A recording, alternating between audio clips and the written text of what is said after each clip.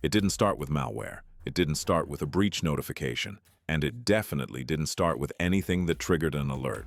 It started with a phone call. No payload, no exploit, no warning. Just a voice on the other end of the line, speaking with enough confidence to bypass one of the most trusted layers in any organization, the help desk. By the time anyone realized what had happened, the damage wasn't coming. It had already been done. And the entry point wasn't technical. It was human.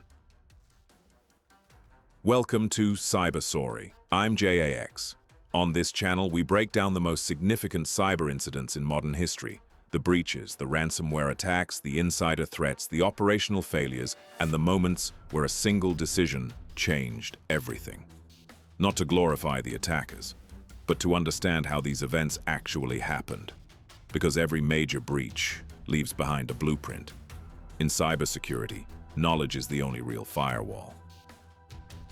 September 2023, Las Vegas, Nevada, the MGM Grand, one of the most technologically sophisticated hospitality operations on the planet. 14 billion in annual revenue, 30 properties worldwide, 40,000 employees, a digital infrastructure so complex, it runs like a small nation-state. The house always wins. That's the saying. Except on September 11th, 2023.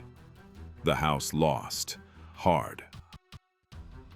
It didn't begin with a zero-day exploit. There was no sophisticated malware, no months of reconnaissance inside the network.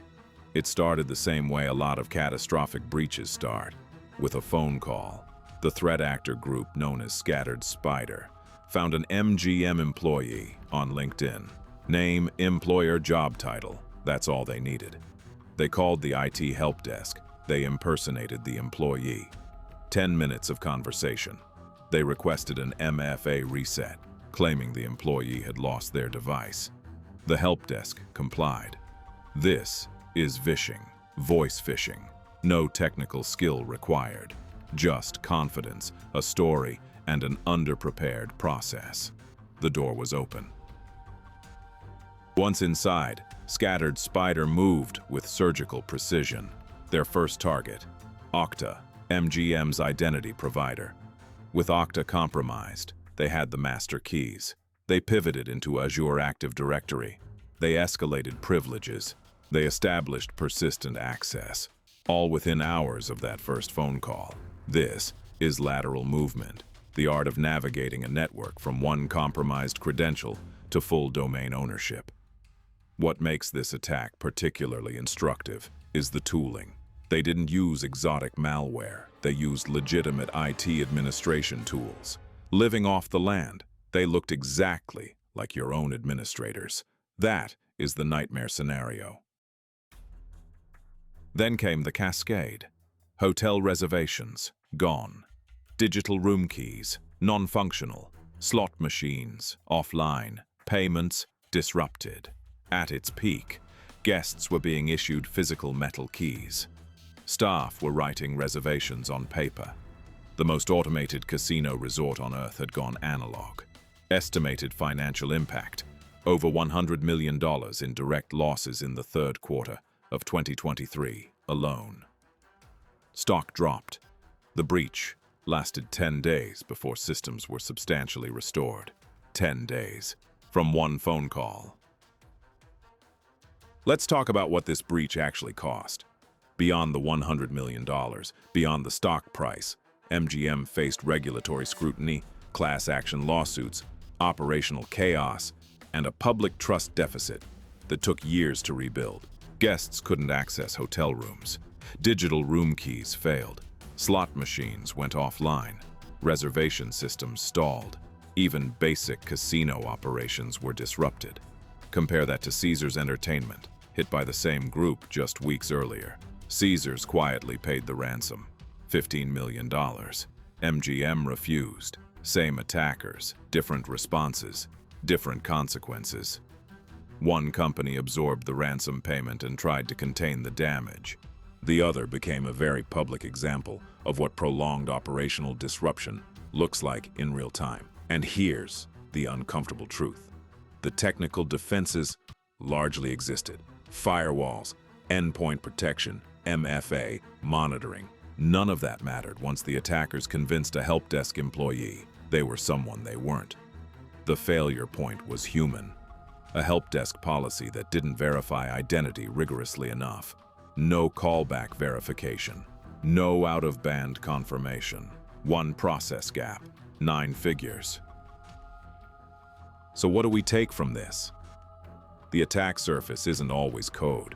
Sometimes it's a conversation, a phone call, a moment of hesitation from an employee under pressure. In modern intrusions, attackers don't always break in through firewalls. Sometimes they're invited in by exploiting trust, urgency, and human behavior. The defensive playbook here is actually straightforward, but only if organizations enforce it consistently. 4 controls likely would have stopped this attack before it ever escalated. 1. Callback verification for any help desk MFA, reset or credential recovery request. Call back using a trusted number already on file, not the number the caller provides during the interaction. That single step dramatically raises the difficulty for social engineering attacks. 2. Privileged access management. Administrative accounts should never be exposed through standard identity recovery flows. High-value accounts require additional separation, stricter controls, and stronger verification paths. 3.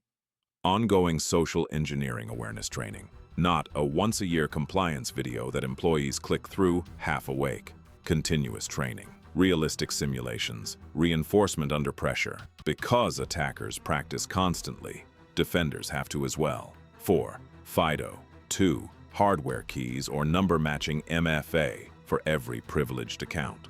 Push notification.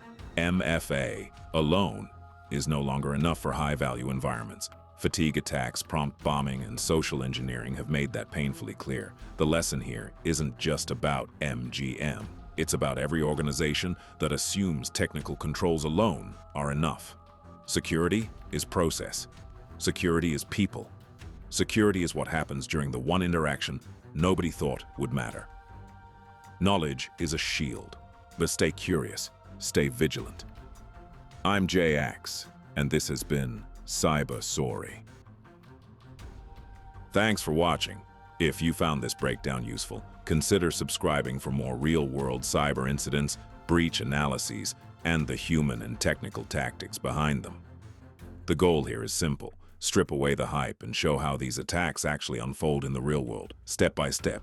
New stories drop regularly on Syb3r S0ry, covering everything from social engineering and identity compromise to large-scale enterprise breaches and the small mistakes that lead to massive consequences.